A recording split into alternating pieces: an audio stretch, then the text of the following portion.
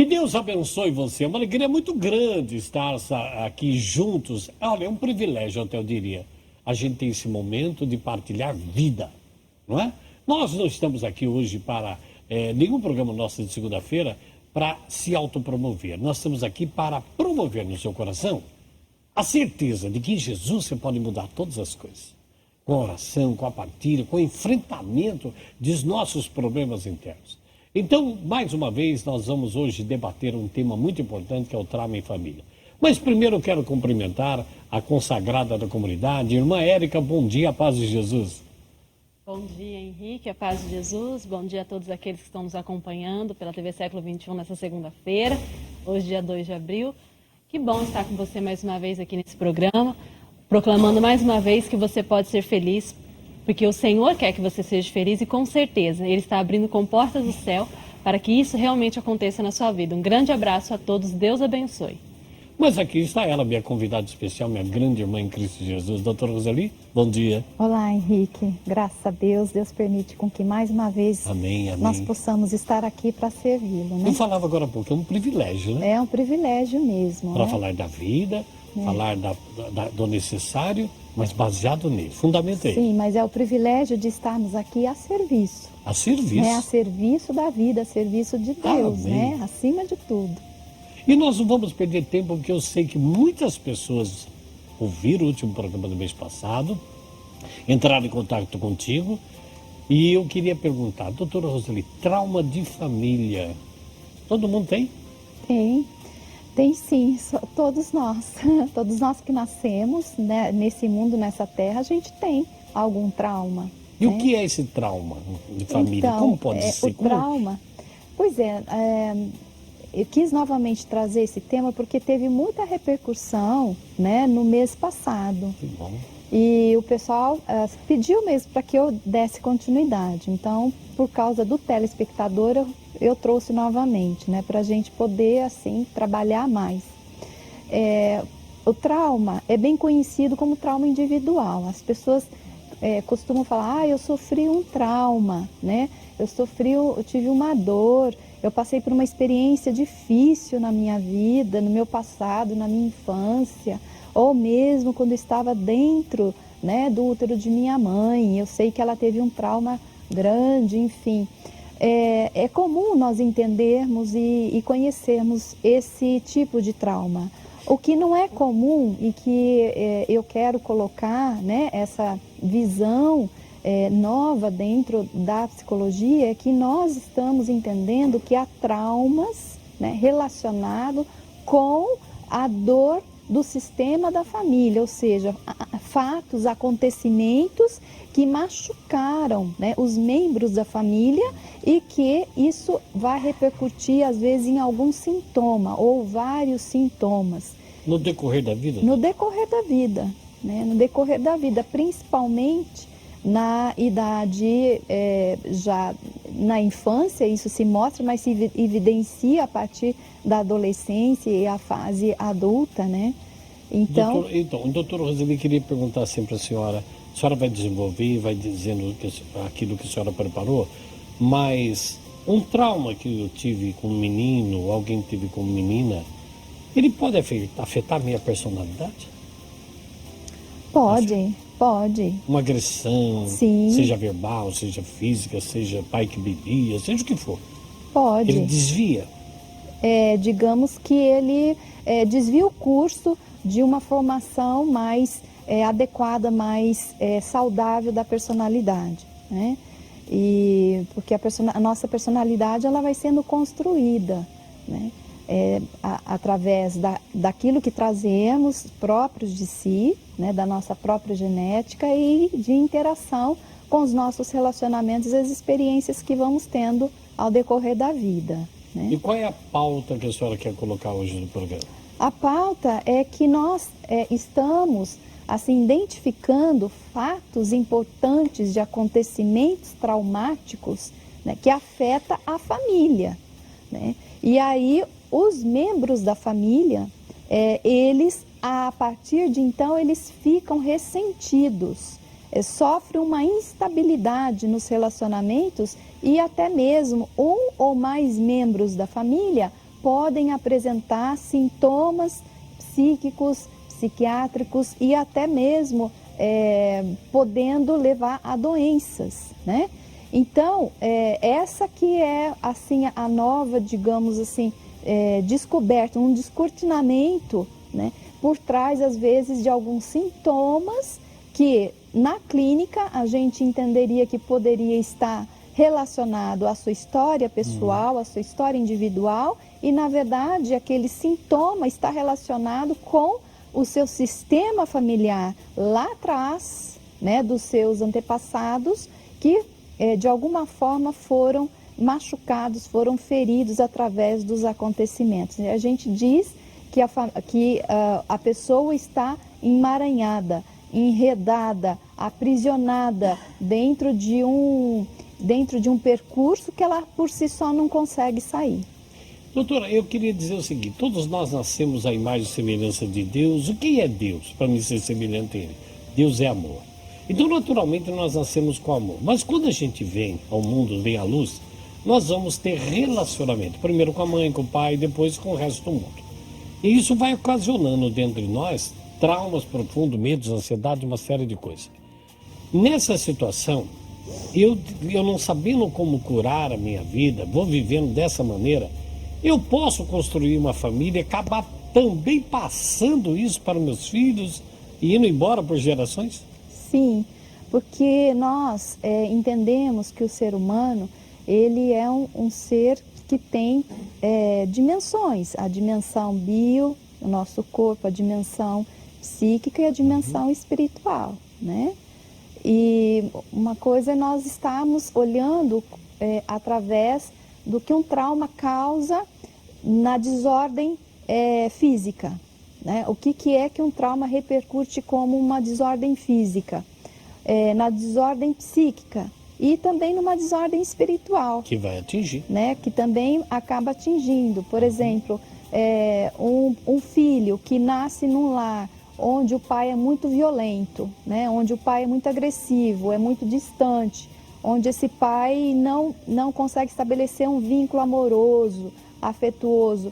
Se essa criança, ela não tiver outros modelos e também se por misericórdia de Deus essa criança não tiver uma experiência profunda do amor de Deus, muito provavelmente essa criança ela vai ter dificuldade em visualizar, em se relacionar com Deus, porque a imagem de Deus é uma imagem de pai, né?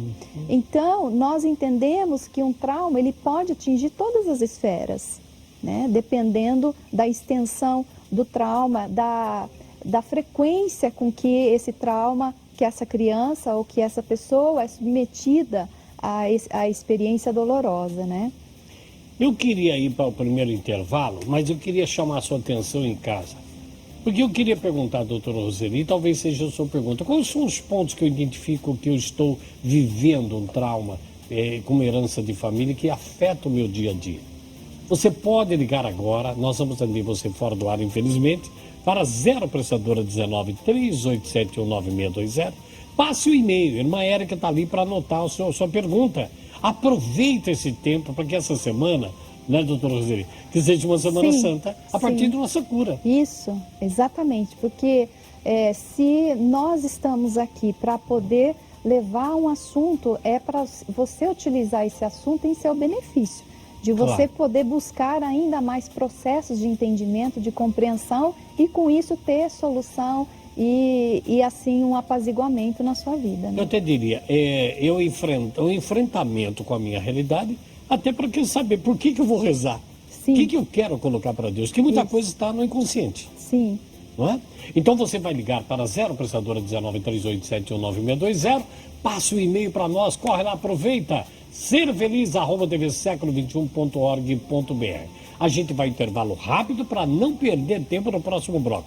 Não saia daí, até já.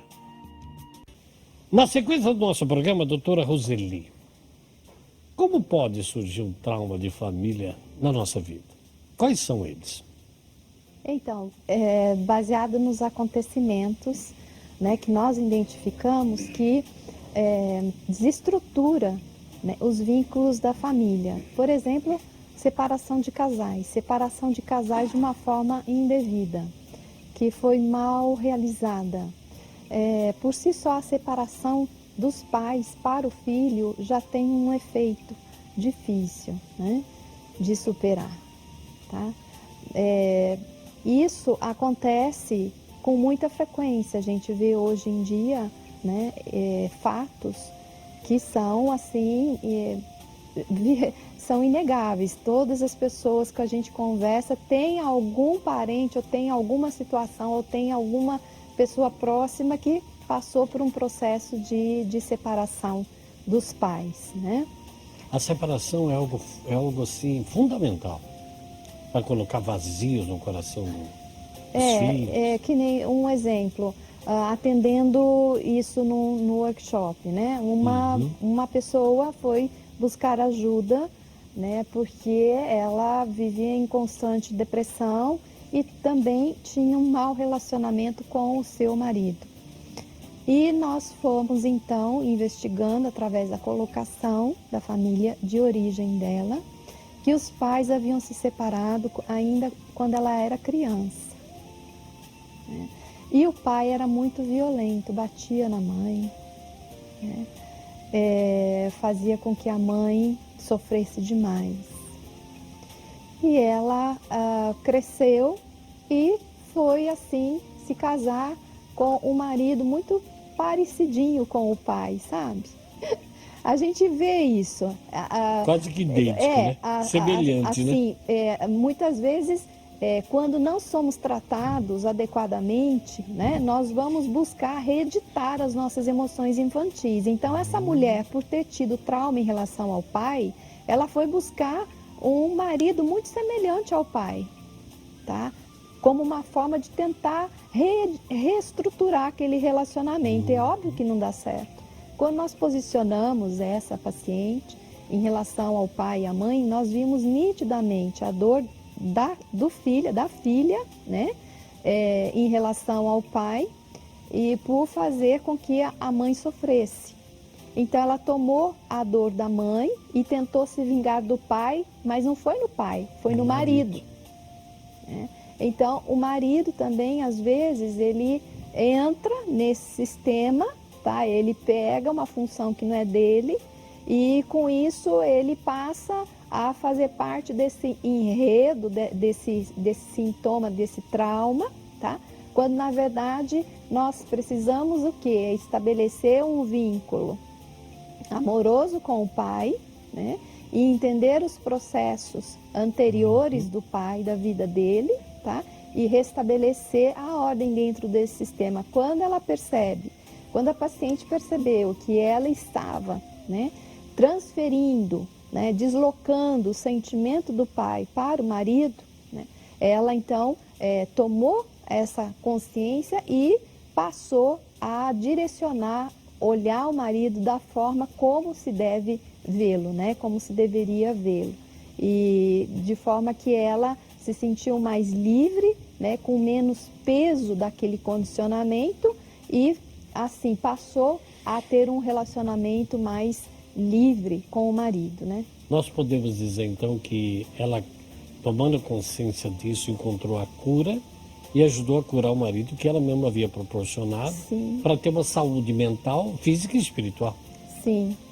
Os filhos, geralmente de pais que são separados, eles procuram de uma certa forma, se eles não forem trabalhados no seu entendimento, eles procuram reeditar esse padrão de separação. Então, por isso que a gente vê numa mesma família padrões de repetição, né? Que serve como um modelo, digamos, né? Começa-se através de um exemplo, de um acontecimento, e esse padrão vem se repetindo, né? Eu quero que você participe conosco. Já tem alguém aí, irmã Érica? Nós temos duas pessoas, Henrique, que entram em contato conosco por e-mail para pedir oração. Uma é a Fátima de Cunha, ela não fala de onde é, mas ela pede oração por ela, por toda a sua família, em especial pela sua situação financeira. E a Nelly, ela fala de Pelotas, Rio Grande do Sul, ela pede oração pelas resoluções de seus problemas, pela libertação dos vícios e maus pensamentos dela e também de todas as situações que ela está vivendo na sua família. Doutora Roseli, quais são os fatores que podem trazer trauma de família no nosso coração? Então, morte prematura dos pais, né? Os pais quando morrem cedo, ou um dos pais quando morre muito cedo, a criança é deixada, né? Isso também desenvolve na criança toda uma dinâmica difícil de entender, porque o que a gente chama de movimento interrompido, de vínculo interrompido, né? A criança, ela se sente só e insegura para poder desenvolver-se adequadamente, né? Tem um caso que eu me lembro que nós fizemos a vivência de uma criança de 9 anos e ela era muito ligada ao pai, né? E o pai faleceu com câncer de fígado e por ela ser muito ligada ao pai, né, muito mais ao pai do que à mãe, ela não aceitava a morte do pai. Essa criança de 9 anos, né, veio com um quadro muito grave de uma doença que se desenvolveu logo após a morte do pai, 3 meses após a morte do pai, se desenvolveu um quadro de doença de Crohn, né, uma doença de inflamação do intestino, né, uma doença grave, né, para uma criança de 9 anos, uma doença muito grave. E essa criança já havia tido 3 crises muito intensas, né, e de muita preocupação para a mãe, para a família, onde ela precisou ficar internada. E os médicos estavam, assim, também preocupados, muito preocupados com a evolução de um quadro desse. Então, a mãe trouxe para fazer essa terapia, a vivência terapêutica. E a gente percebeu que essa criança, ela não aceitava a partida do pai, né? Foi muito difícil para ela superar o luto, porque ela era muito ligada ao pai. O pai era como se fosse, sim, o oxigênio dela. E a gente percebia que a mãe não era tão próxima afetivamente dessa filha. E aí nós fomos entender também por que essa mãe não era muito próxima dessa filha. O pai, antes de se casar com a mãe dela, era noivo. E ele tinha, assim, um relacionamento com essa noiva há muitos anos. E ele rompeu esse relacionamento e essa noiva ficou muito magoada com o pai. Dentro da dinâmica, isso tem uma repercussão. Dentro da família, isso tem um significado. A mãe, sabendo já da noiva, ela transfere o olhar para a noiva para a filha, como se a filha fosse representando aquela noiva do pai. Porque isso se dá através de um mecanismo de associação. Aquela mãe, ao ver o vínculo amoroso entre o pai e a filha, via a filha como uma rival, inconscientemente como uma rival. Então ela não se aproximava da filha amorosamente, né, como mãe, e sim como alguém que eu preciso ter cuidado. Isso é nível inconsciente. Por isso que é preciso entender as dinâmicas profundas que acontecem nos nossos relacionamentos familiares, tá? E a criança, ao perder o pai, que era forte o vínculo, ela se sentiu só, completamente só. Sem chão. Sem chão, sem apoio da mãe.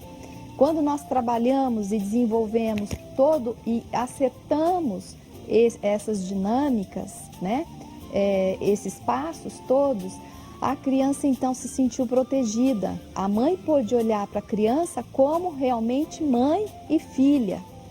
Só sei que depois dessa dinâmica, até hoje, essa criança não teve mais crises de Crohn.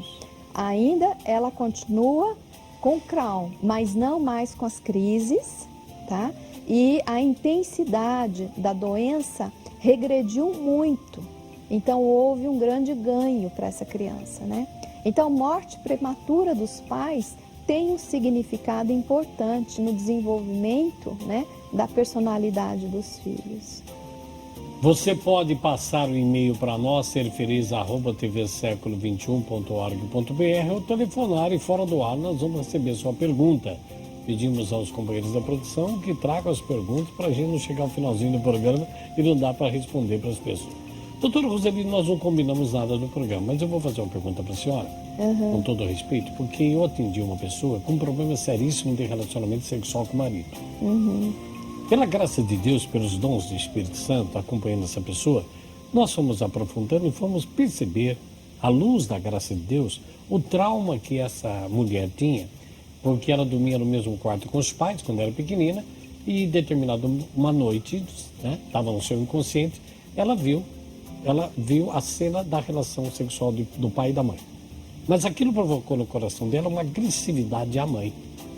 Né?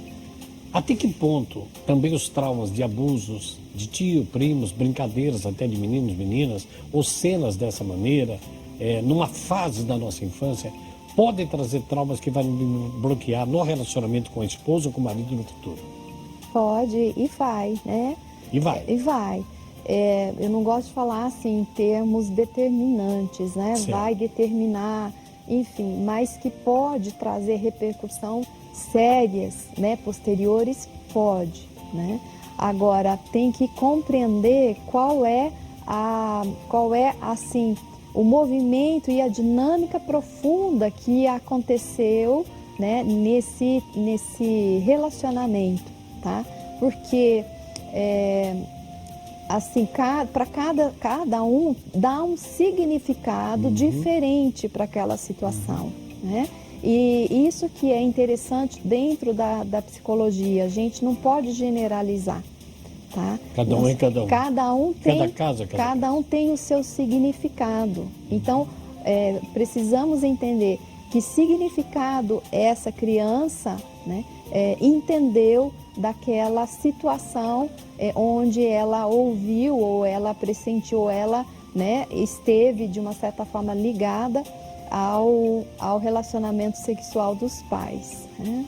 E eu queria também perguntar para a senhora o seguinte: eu posso estar tendo na fase adulta, qualquer ser humano tendo na fase adulta, certas atitudes de relacionamento, de infelicidade, porque tem um trauma da minha família que eu trago, no meu inconsciente eu não sei o que é, então eu posso estar tendo uma atitude que eu não sei por que eu estou tendo? Sim. Aí que é o perigo, Sim, né? Porque não é sim, consciente. Não é consciente. Recentemente, nós trabalhamos com uma mulher, né? Até ela não mora aqui no Brasil, ela mora no exterior, e ela veio do exterior para realizar esse trabalho. Porque ela, depois que teve a primeira filha, ela começou a apresentar um comportamento altamente agressivo. Depois que teve a filha, altamente agressivo, e que se destoava da personalidade dela. Ela olhava para a filha e ela era tomada por um impulso tão grande de agressão que ela não conseguia se conter. E ela, lá no exterior, buscou ajuda, né, adequada, através de medicação, através de psicoterapia, mas não estava havendo remissão desse sintoma que colocava em risco também, né, a saúde da filha e desestabilizava o relacionamento dela com o marido, enfim. E quando nós entendemos o que estava significando aquele sintoma, uma vez que a gente colocou ali para ser representado aquele sintoma, nós fomos identificar que estava relacionada com a bisavó dela, que veio de um outro país, né? Veio meio que assim, obrigada a sair daquele país, deixar a mãe e o pai lá e vir com um marido que era 20 anos mais velho que ela, tá? E nessa vinda para o Brasil ela sofreu demais, sofreu a perda dos pais, né? E ela começou a desenvolver também essa agressividade, essa impulsividade, né, com os filhos. E quando nós identificamos essa dor, porque é um trauma, foi um trauma para essa filha vir de um outro país, né, e deixar os pais lá, e ela não teve mais contato com os pais, ela se sentiu só, né? E por uma questão talvez de sobrevivência, ela precisou lutar. E naquela luta, naquele padrão, foi desenvolvendo uma normalidade de comportamento. E nós sabemos que existe uma memória na nossa família, uma memória que fica gravado, né? Como se nossa família tivesse uma consciência que grava os acontecimentos e permeia os membros da família. Essa bisneta, né, representou essa avó na sua dor e estava assim representando, identificando, né, essa avó que todo mundo, essa bisavó que todo mundo, pelo comportamento dela, a excluía. Ninguém queria chegar perto dela. Ela era considerada a malvada. Vamos esquecê-la, né? Ela tem que ser colocada para fora. Não vamos dar lugar para ela. Quando, na verdade, essa bisavó, ela exprimia a dor dela através da agressividade, né? Quando essa bisneta entendeu isso, foi impressionante a remissão do sintoma. O sintoma desapareceu, tá? E isso já faz alguns meses e a gente tem contato através da família dela aqui, que realmente o sintoma dessa agressividade, dessa impulsividade cessou, uma vez que essa bisavó foi trazida com amor, foi reconhecida e trazida com amor. É uma nova vida. É uma nova vida para ela, né? Então, acho que foi assim um grande ganho, né, identificar essa dor e restabelecer esse vínculo. Com isso, cessou o sintoma. Que maravilha. Irmã Érica. Tem uma pergunta, doutora Roseli. Tem uma telespectadora que ela fala sobre, no filho, no caso, tem 4 anos, e vê muita agressividade por parte do pai para com a mãe. Gritos, palavrões e até agressividade. E ela faz a seguinte pergunta. Nesse caso, não seria melhor para a criança a separação dos pais, para que ela não assista mais tantas cenas e tantas coisas que poderiam prejudicá-la no futuro? Porque a criança já fala que não gosta de Deus justamente porque ele faz pessoas que brigam muito. Ela pede para não se identificar. Você está vendo como o exemplo que eu havia dado, o primeiro exemplo, né? Dizer, a nossa imagem no campo espiritual vai sendo deformada a partir das experiências já culpou humanas. Deus, né? Uma criança culpando Deus. Isso, né? Assim, nós entendemos que a separação, se ela tiver que ocorrer, ela tem que ocorrer da melhor maneira possível. Não rompida de uma maneira brusca, né? Isso, procurando fazer de uma forma apaziguada, tá?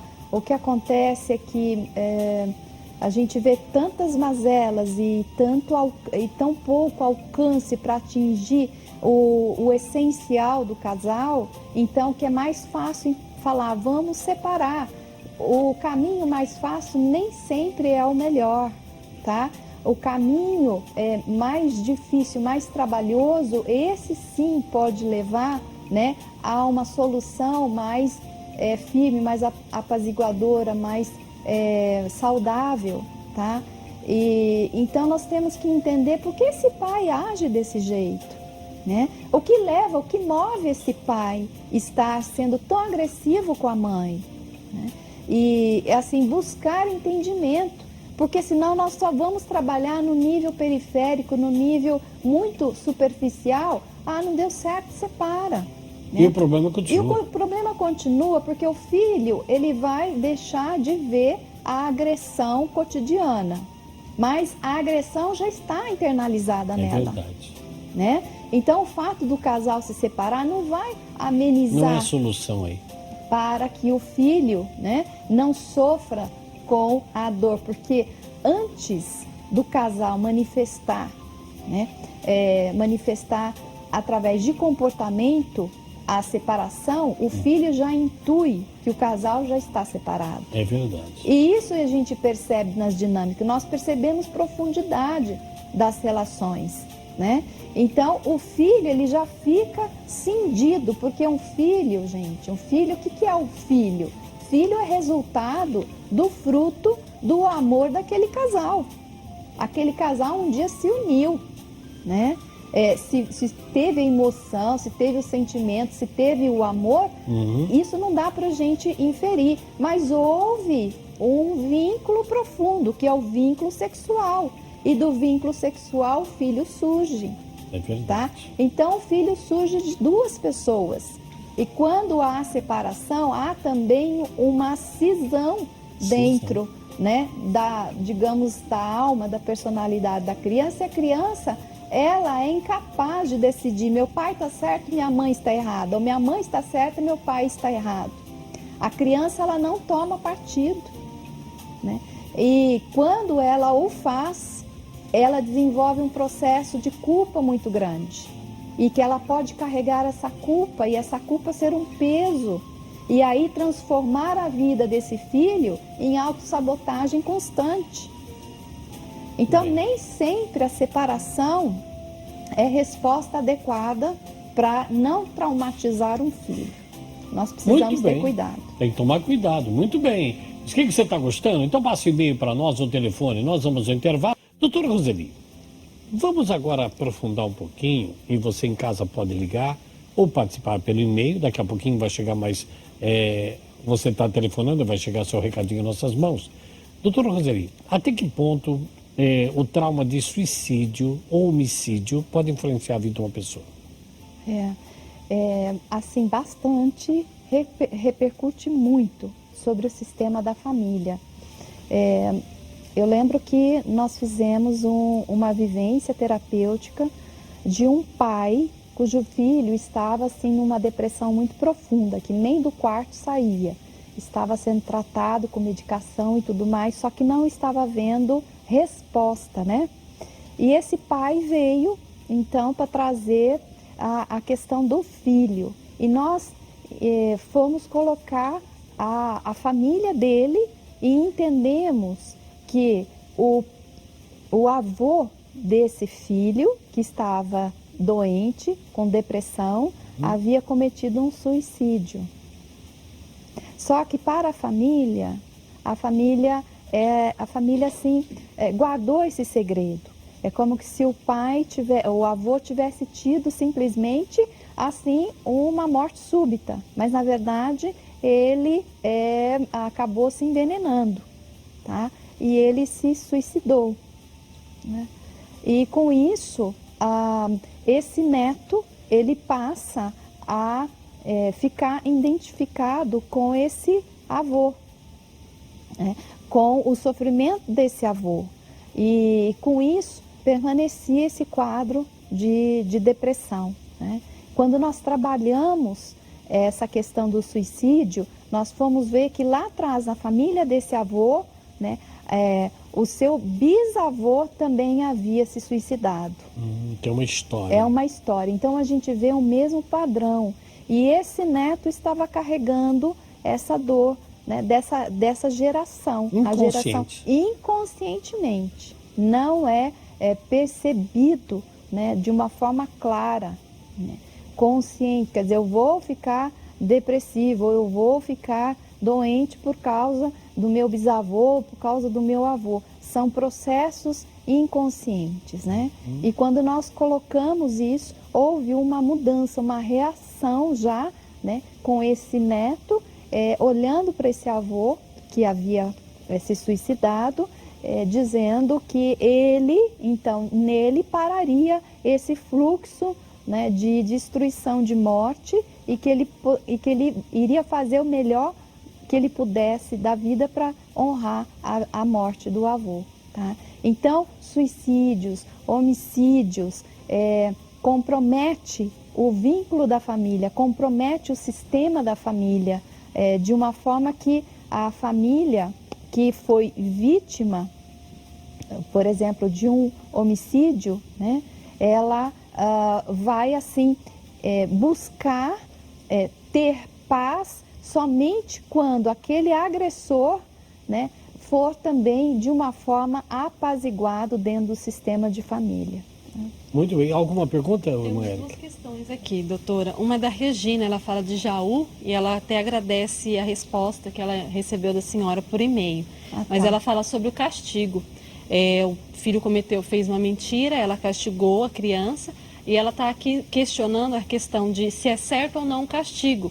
Se não der o castigo, a criança pode achar que tudo é muito fácil, pode ser feito qualquer coisa e não é castigado. E, no mesmo tempo, se for castigado, se pode causar algum trauma. Essa é a questão da Regina, ela fala de Jaú. Ok, Regina. Assim, hoje, né, tem todo um olhar falando que não traumatize sua criança. É claro, a gente não pode mesmo, né? Nós temos que identificar os limites. Tudo nós temos que buscar o equilíbrio, né? Em tudo. E a questão de traumatizar uma criança depende de como você vai lidar com a situação apresentada, né? Não digo que a gente tem que castigar, ninguém tem que castigar ninguém, mas nós devemos ensinar, nós devemos mostrar, né, quais são os comportamentos, né, que são aceitáveis. Então, no caso da Regina, eu sei porque ela já me passou um e-mail me falando da questão da mentira, que o filho mente, né? E ela tenta corrigir o filho e está correto, né? Correto, tem que corrigir o filho, né? A mentira, ela permeia, né, muitas vezes como forma também de defesa, tá? Porque a criança tem receio de ver a verdade, de ver a realidade. Então, às vezes você corrigindo, né, e é necessário corrigir, porque essa criança ela precisa ter noção do que é certo, o que é errado, né, o que é bom e o que não é bom, né, e assim corrigir de uma forma positiva e não de um reforçamento negativo, né. Então, assim, ela coloca como o exemplo que ela fez com que o filho a todo custo falasse a verdade, porque ela dizia, você escovou os dentes, meu filho? Ele dizia sim, e ela sabia que não. Você escovou os dentes? E ele dizia, não, escovei, mas ela sabia que não, né? Então, até que ele, por pressão dela, cedeu e disse, não, eu não escovei. E aí, então, ela pergunta, ela disse que ficou zangada com a criança, que ficou brava com a criança, né? E assim, no fundo, essa criança, ela se esforçou para poder dizer a verdade com muito medo, talvez para a mãe, né? Medo de ser punida. E essa criança acabou dizendo a verdade. Então, ela, digamos assim, puniu essa criança pelo fato dela ter mentido. E eu digo, você tem que reforçar o fato da criança ter sido verdadeira, né? Essa criança, ela cedeu muito a admitir que ela foi mentirosa. Então, vamos lá, filho, que bom, você mentiu para mim. O comportamento de mentir não é um comportamento adequado, um bom comportamento, porém você teve a coragem de admitir a verdade, né? Então, parabéns. É assim que é bom. Assim, mamãe tem você assim perto de mim, né? E com isso a criança cresce com segurança para falar a verdade. Para falar a verdade. Para falar a verdade. Mais alguém? Sim, doutora, agora é um caso em questão sobre o alcoolismo. A Ivone, ela fala que na família dela, 2 irmãos dela morreram por causa da bebida. Ela se casou com um senhor que também é alcoólatra. Hoje tem 25 anos de casamento, mas depois de 19 anos de bebê, ele parou. Mas isso deixou traumas na família, tanto que há muita confusão entre a família. As filhas não se entendem, a família toda, ela diz aqui que a família não se entende. Isso pode ser provocado justamente por causa desse trauma. É Ivone, mas ela não diz de onde é. Ok, Ivone.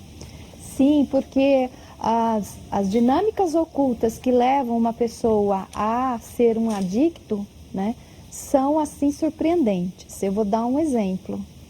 Há pouco tempo eu fiz uma vivência de um rapaz que é adicto ele é dependente de álcool, era dependente de álcool, né? E a gente foi entender, ele queria ter forças para poder sair dessa dependência do álcool, né? E nós fomos entender o seguinte, que o avô dele tinha participado de guerra. E o avô, havia matado muitas pessoas. É claro, na guerra, ou você mata, ou você é morto. Né? E esse avô, quando nós colocamos o representante desse avô, a gente percebia que o representante não olhava para as vítimas. Ele não conseguia perceber, né, que as vítimas, né, perderam a vida em função da dele. Ele teve um ganho e as vítimas perderam. Tá? Com isso, o que aconteceu? O filho dele, né, começou a desenvolver alcoolismo. O filho desse homem que foi para a guerra, que é pai desse paciente. E aí ele começa a desenvolver, né, o alcoolismo e, assim, esse avô vai e morre, perde a vida, faleceu. Só que esse filho, né, ele também não conseguia olhar para essas vítimas, no qual o pai dele tinha matado na guerra. Aí vem o neto. O neto vem e diz assim: vovô, você que não olhou para as vítimas, eu vou ser como as vítimas que você matou.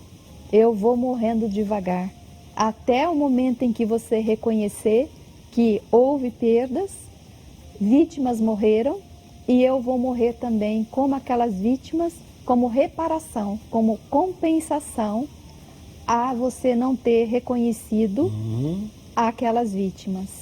Quando o filho percebe isso, essa realidade, ele tem uma força grande para deixar o alcoolismo. E ele fala: não, então, vítimas, eu sinto muito, eu reconheço, honro a vida de vocês, tá? Mas eu vou continuar com a vida da melhor maneira que me foi dada, como maneira de estar honrando vocês. E me desligo daquilo que me aprisiona. Porque ele usava o álcool para entorpecer essa dor. Entendi. Para entorpecer dessa dor sistêmica. Então, por trás das dinâmicas de alcoolismo ou de qualquer droga, existe sempre, gente, alguém que foi excluído, alguém que foi morto, alguém que foi deixado de lado lá atrás e que é tão doloroso que a pessoa não consegue ver e precisa se entorpecer ou, de alguma forma, tá, se identificar com essas vítimas e ir morrendo aos pouquinhos. Por trás de qualquer comportamento adicto tem uma frase dizendo: hoje eu morro um pouquinho. Cada dia que passa eu vou morrendo devagar. Muito bem, e tudo isso no campo do inconsciente, e que se não tomar cuidado, buscar uma ajuda, desencadeia, talvez que desencadeou na família da sua irmã, uma confusão de relacionamento muito grande, porque está totalmente desequilibrado isso. Mais alguém, Eric? Sim, Henrique. Doutora Letícia, ela tem 23 anos. E ela diz aqui que ela é casada, tem um filho de 2 anos, mas em 1 ano ela namorou, engravidou e casou. E hoje ela toma remédios fortíssimos contra crises de síndrome de pânico e também crises de depressão. E ela diz que ela já faz tratamento psicológico, psiquiátrico, e ela está buscando, junto com a psicóloga, saber a razão de por que ela está vivendo tudo isso. E parece que ela tem uma ligação muito forte com a mãe, e eles estão tentando fazer com que ocorra esse desprendimento. E ela gostaria da ajuda de uma palavra da doutora em relação a isso. O nome dela é Letícia. Letícia. A queixa dela, você pode, por favor, repetir no início? Ela tem 23 anos, 23 tem um filho de 2 anos, está passando por situações de crises de síndrome de pânico e também crises depressiva. Toma medicação forte. E a psicóloga tem falado para ela que é a questão emocional com a mãe, elas são muito ligadas, tem uma ligação muito forte, elas estão tentando romper com essa ligação. Os filhos são muito leais e muito fiéis aos pais. Se a filha, se a mãe, né, tem um destino pesado, infeliz, né, geralmente a filha repete inconscientemente esse destino infeliz da mãe, tá? E às vezes não está só na mãe, está atrás da mãe dela, o destino da família materna, tá? Então nós temos que entender que os vínculos são profundos e os padrões, né, patológicos, eles se repetem. Muitas vezes não está somente no vínculo mãe e filha, pode estar no vínculo lá de trás, começando com a avó ou mesmo com a bisavó, né? E o interessante é que a maioria das psicoterapias fazem o que a gente considera o que não deveria fazer, romper vínculos, né? Não, nós temos que fortalecer os vínculos e olhar onde é que esse vínculo foi machucado.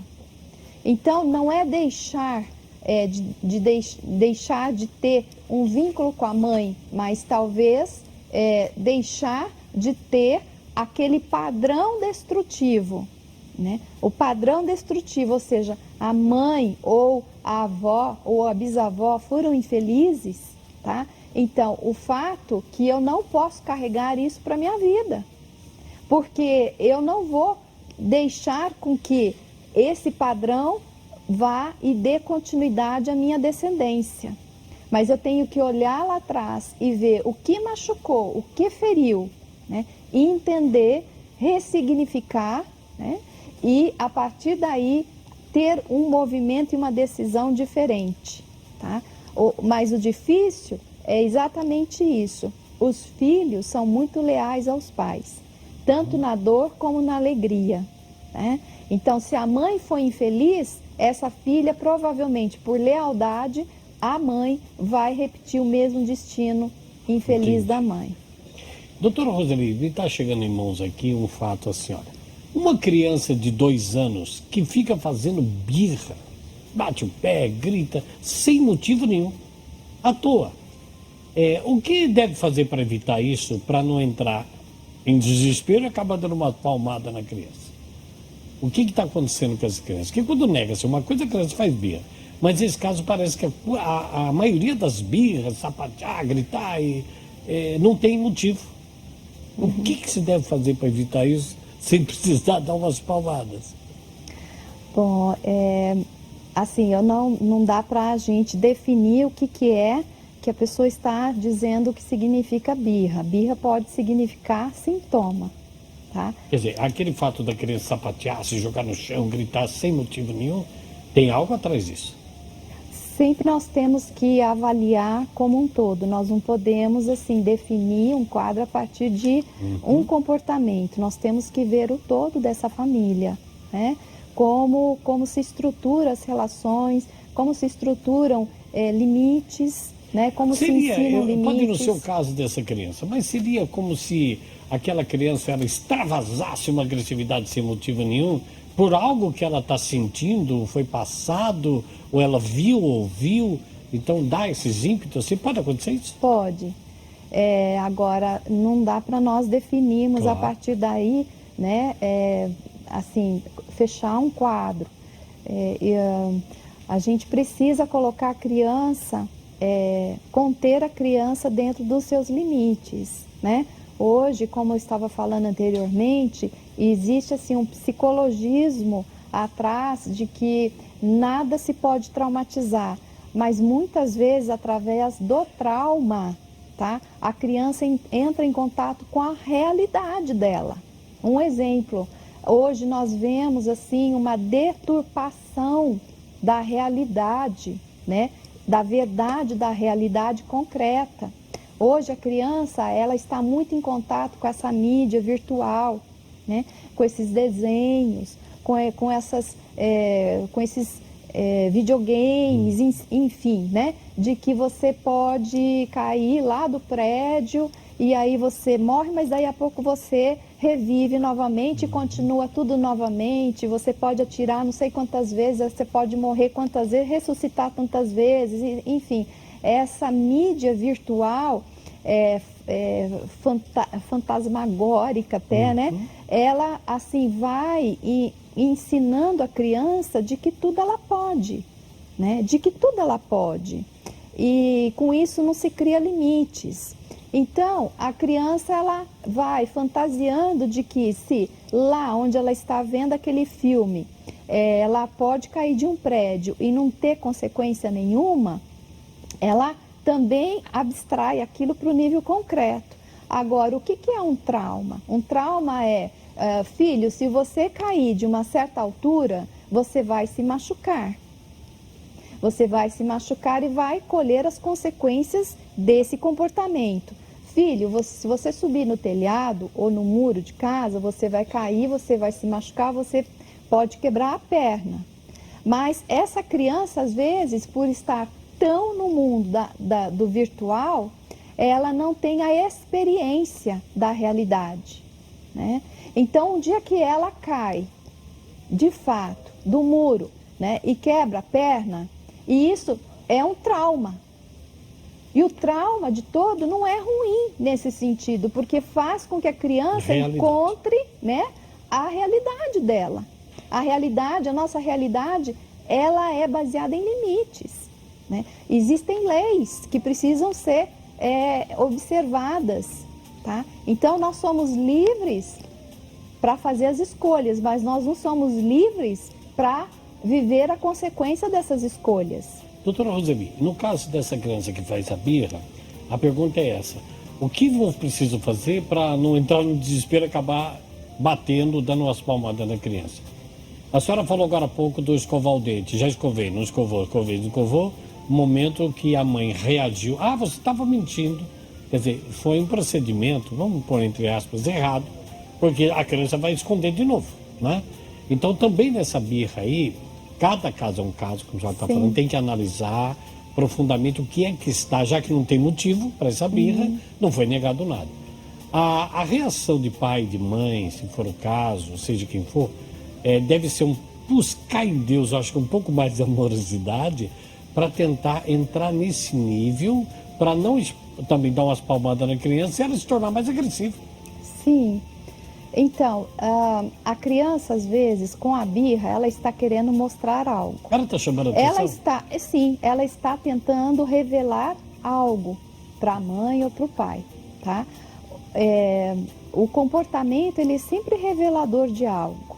E basta nós olharmos e procurarmos, assim, destrinchar o que é que esse comportamento dito birra pode estar querendo nos dizer. Será que essa mãe, né, não está excluindo o pai? Será que esse pai não está excluindo essa mãe? Será que esse casal estão vivendo bem, né? Será que essa mãe não está insegura em colocar limites, em achar que aquela criança... Pode ter tudo. Enfim. Então, são vários fatores. São vários fatores, né? A criança não faz birra porque simplesmente quer fazer, ela faz... É um princípio. Tá? Porque tem algo ali movendo ela, tá? Agora, o que fazer com isso, né?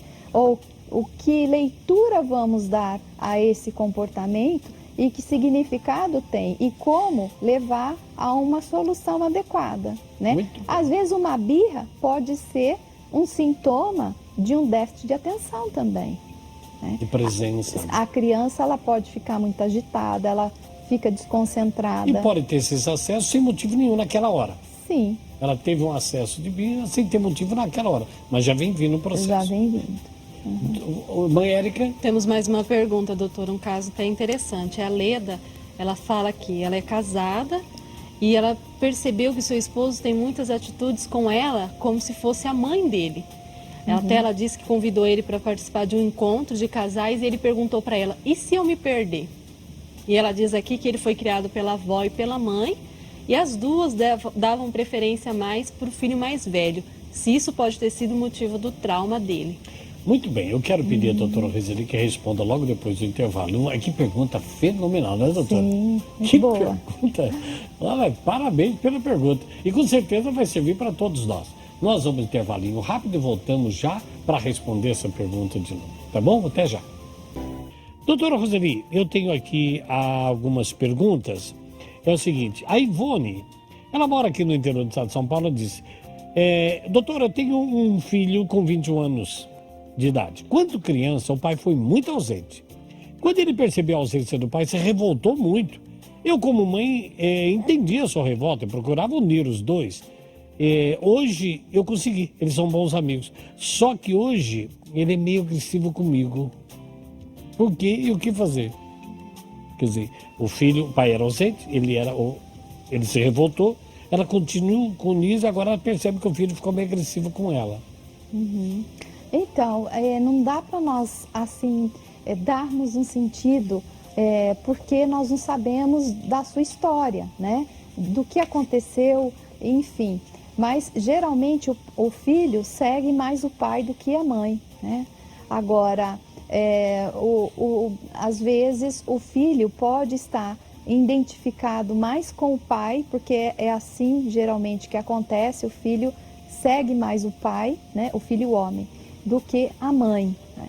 Então, na verdade, assim, para a gente poder dizer o que poderia estar acontecendo, nós teríamos que fazer né, um levantamento, uma anamnese, né, a respeito dessa dinâmica. Né? Mas ela já teve uma vitória, né? Conseguiu unir os dois. Conseguiu, parabéns, né? Porque é, assim, bastante complicado mesmo. É uma mulher de bastante virtude. Que Deus abençoe. Isso Amém. aí ame demais seu filho e vai conseguir. O Milton do Embu das Artes diz assim, doutora, minha mãe, quando estava grávida de mim, ela teve uma gravidez de risco. E hoje eu sou uma pessoa muito ansiosa. Eu gostaria que o senhor me explicasse, essa ansiedade tem alguma coisa a ver com a gravidez da minha mãe, quando eu estava lá? É possível. É possível. É possível, porque todas as impressões, né, que a mãe vive, a criança, a gente sabe que a criança também vive com a mãe, né? Ela também absorve, é tudo através mesmo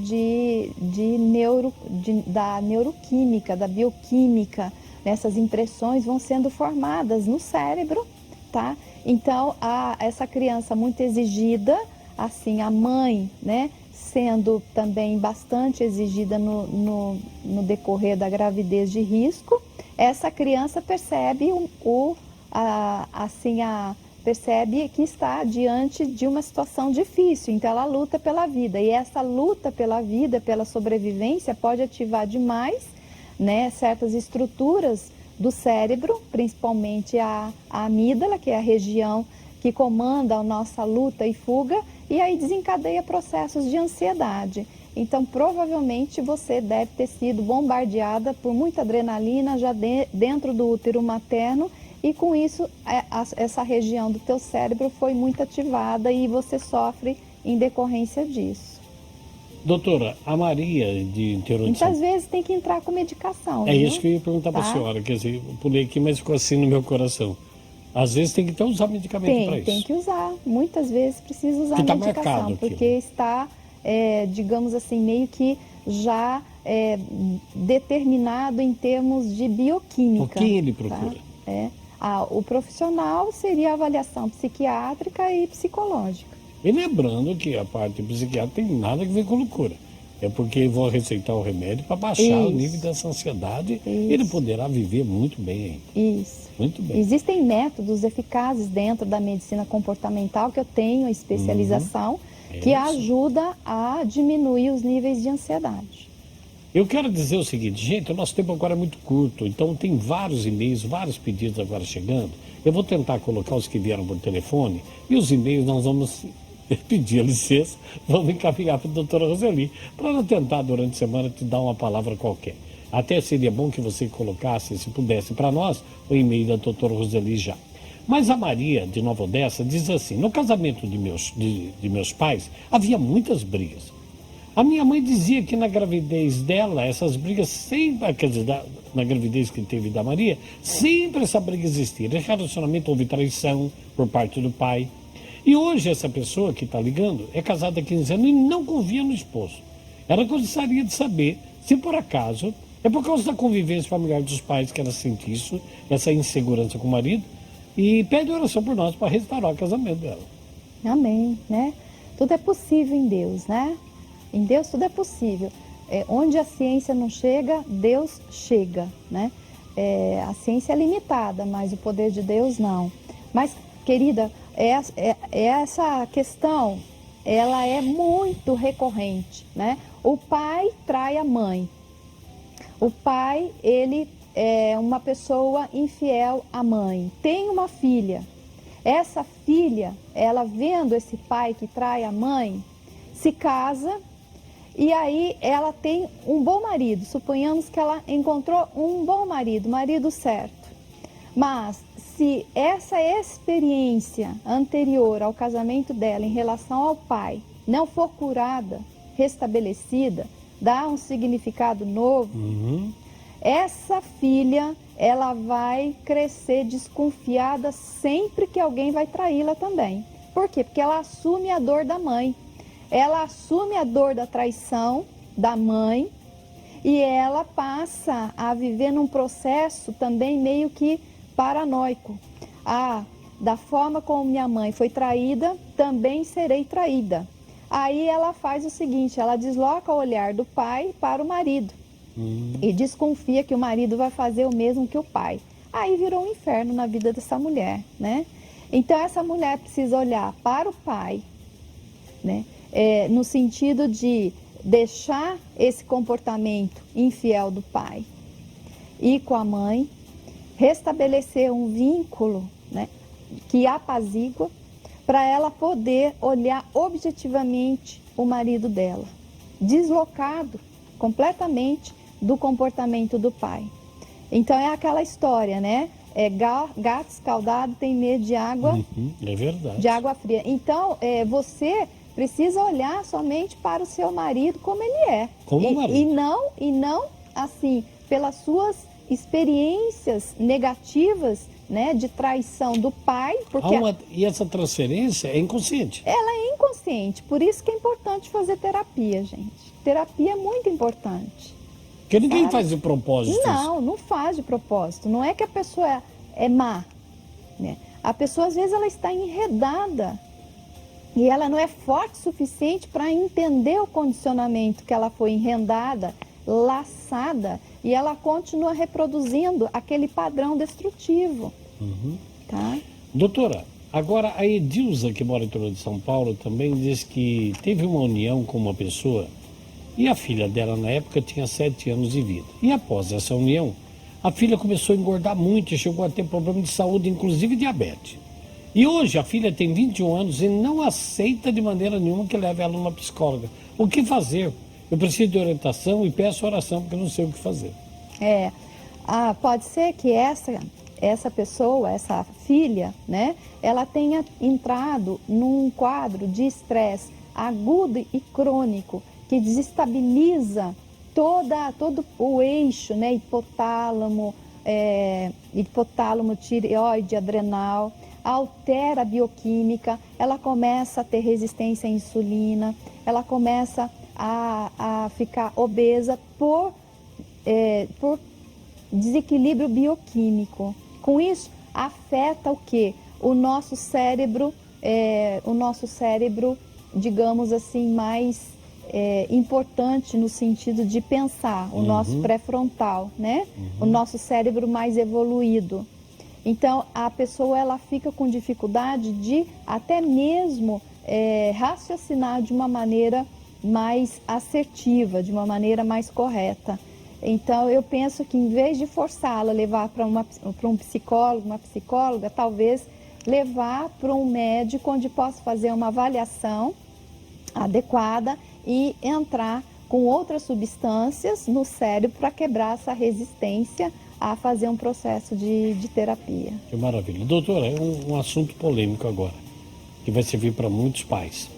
A pessoa pede para não se identificar, mas que a senhora desse uma palavrinha rápida sobre homossexualidade. A criança pode nascer já com essa tendência homossexual ou vai adquirindo durante o tempo?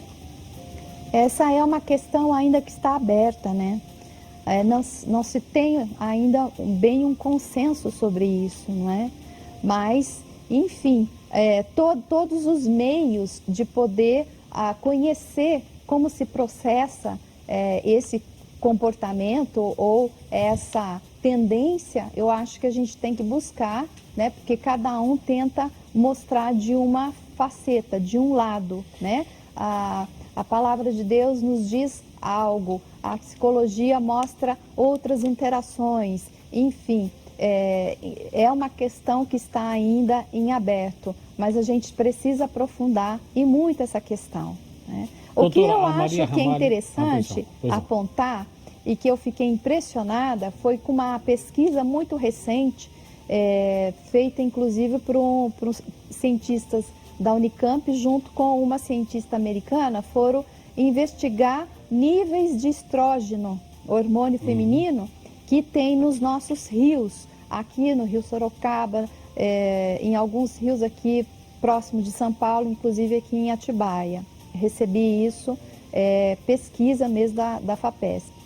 E assim, o índice encontrado de estrógeno é algo assim elevadíssimo dentro da nossa água que bebemos, né?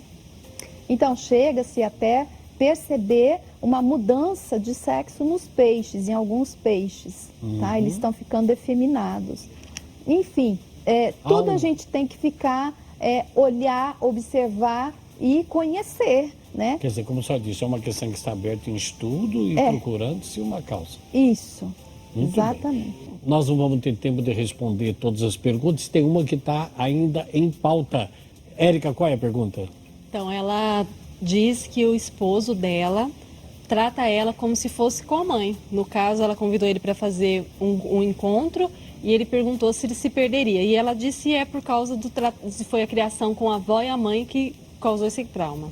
Doutora Roseli. Então, provavelmente essa mulher, ela está percebendo mesmo isso, né?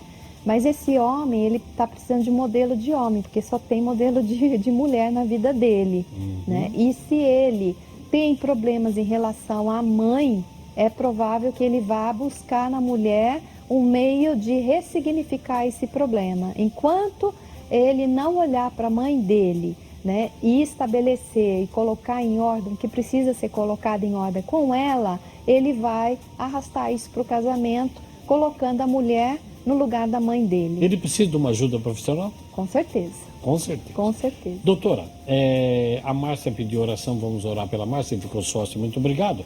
Mas alguém que não quer que se identifique, teve um trauma, foi molestado sexualmente quando era criança. Não conseguiu ter vínculos durante a vida, casou, rejeitando a sexualidade e acredita que isso foi a causa de separação do seu casamento. Parece que ela tem um grito dentro dela. Vamos fazer um programa só sobre isso? Vamos. Esses abusos? Vamos fazer. Não é só físico, é moral, né? Sim. É psicológico. O abuso, ele é abuso na totalidade do ser, né? Na sua personalidade, né? Enfim, vamos fazer sim, só com esse tema, bem oportuno. Agora uma outra pessoa pediu para não ser identificada também. Ela sofreu uma traição no seu casamento e com essa traição ela está aguardando o resultado do DNA. E ela não sabe o que vai fazer com o resultado. Ela precisa de uma palavra sua. Quer dizer, já está com medo. Pediu, né? E agora está com medo. Mas quem está? Eu o não marido entendi ou porque ela ela? disse, eu sofri uma traição e com essa traição Tá, então foi... eu aguardo o resultado do Ok, DNA. ok. Uhum. Então, aguardar, né, com paciência e assim que tiver o resultado, agir também de uma forma o mais racional, mais ponderadamente possível. Porque isso pode trazer outras consequências, né, no seu relacionamento. Então, eu penso que cada coisa no seu momento. Né? Não Doutora, nós estamos em antes. cima da hora, mas eu tenho um fato aqui que eu gostaria até que colocasse o e-mail, o telefone da doutora aqui na tela para as pessoas entrarem em contato. Veja o sofrimento dessa mãe. Na geração da minha família houve suicídio. Eu gostaria de saber se existe uma influência na minha família, pois eu tenho um filho que fala muito de se matar. E ele é um filho muito rebelde, revoltado, sem motivo aparente. Como é que eu lido com isso? Tem que fazer terapia urgente, porque esse filho, ele provavelmente ele está representando aquele lá atrás que suicidou. Esse padrão de suicídio, ele permanece dentro do sistema até haver uma interceptação, até haver uma resolução, né? Então, busque ajuda adequada, porque esses pensamentos ou até mesmo esse movimento em querer se suicidar, ele é real. Doutora, para encerrar a última pergunta, minha mãe nunca me desejou. Sempre disse isso claramente para mim. Sabia que isso seria um estorvo na minha vida desde pequena, ela sempre brigou comigo e agora tivemos uma briga muito feia. E ela não queria mais saber de mim. Não tenho ódio, mas não consigo perdoá-la. Por isso, ela também disse que eu morri para ela. O que eu faço? Eu não vou identificar você. Querida, eu imagino a sua dor. Só que nós compreendemos que esse repertório não é só seu, não. Provavelmente esse repertório é de sua mãe em relação à mãe dela, da mãe dela em relação à mãe dela e lá atrás. É uma fala muito bem construída já de exclusão. Devem ter feito abortos, devem ter provocado abortos em sua família e isso está interferindo no sistema. Eu penso que você não pode olhar para essa realidade, né, e se deixar afundar por ela. Se você está viva, é porque Deus tem um propósito na tua vida. Então não se sinta vítima, porque tem muitas pessoas que pegam essa situação para se sentir vítima e vítima se paralisa. Deus tem um propósito na sua vida. Busque esse propósito que você vai se libertar disso. Doutora Roseli, estamos já caminhando, já funilou o nosso tempo. Quero agradecer muito a sua presença. E mês que vem a gente vai aprofundar mais. Se Deus quiser e Deus permitir, aqui estarei. Manda um abraço para quem quiser. Um abraço a você, né, que pacientemente nos ouviu hoje, nos viu. Que Deus abençoe profundamente a vida de vocês e que o Senhor Deus seja a vossa luz e a vossa paz. Tenha uma Semana Santa, santa mesmo, e uma feliz Páscoa, em nome de Jesus. E com a permissão de Deus, a gente volta na próxima semana.